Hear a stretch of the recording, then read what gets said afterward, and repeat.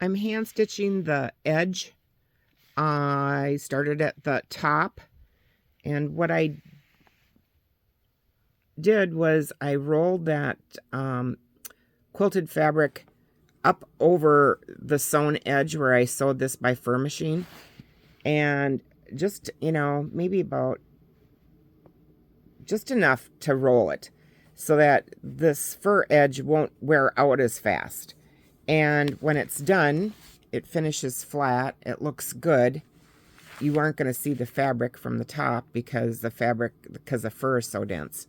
Then on the side, I did kind of like the same thing. This lays real flat, and I had this edge all pinned, so that worked out great. And this binding that I put on is perfect because I'm stitching like right here. So I've got the edge of that binding, and I'm just catching it from the top going through. And I suppose I'm taking a stitch that's maybe just a little shy of a 1/2 inch, and it's getting a really good edge. So, and then, everything's there. So you've got your lining, you've got your weft cloth, your binding, and your fur. And, I might catch a little bit of the fur each time I take a stitch. Sometimes I don't. But, yeah, so here you can see it again. It's the weft, it's the binding. Bring this down, catch it, and we're good. So one edge took me like 45 minutes. So it's going to be a bit of a project, but, sometimes things go quicker, sometimes things take a little longer. But it should finish up nice. It laid out like perfect when I laid it out. So I was happy with that. All the pinning did a good job. I want to show you this needle that I use. It's a Glover's needle, and it has on the end of it, it's got a sharp, kind of like a chisel 3-way razor point. So it's easy to pierce this fabric, and when you're doing furs, period, it's kind of a easy needle to use. I don't use it when I put linings in coats because it can leave a mark. But for something like this, that's a coarser type fabric, it works good.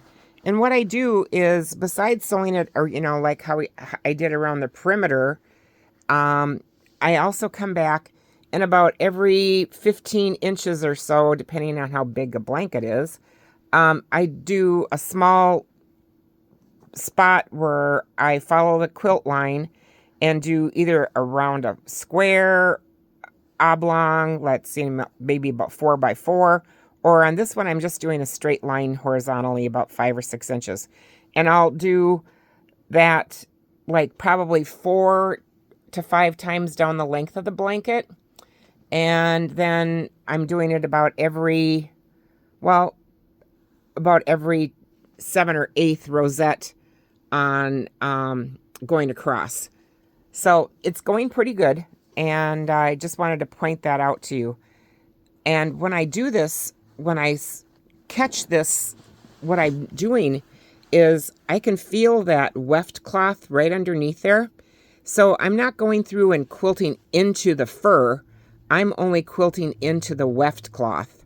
And I'm catching that. Maybe I won't catch it on every stitch, but I'll catch it on enough to do what I want this to do. So this is the finished project. The Coyote blanket is on, this happens to be a California king bed, and it was long enough that the spread would go over pillows so they didn't need shams. And I think it's beautiful. It's lush, plush. The Coyote's really fluffed up nice, and it worked out nice. The backing has the quilted cotton backing, and it'll give it good shape. So if you like it, subscribe and share. McCormick Furs. Thanks for watching.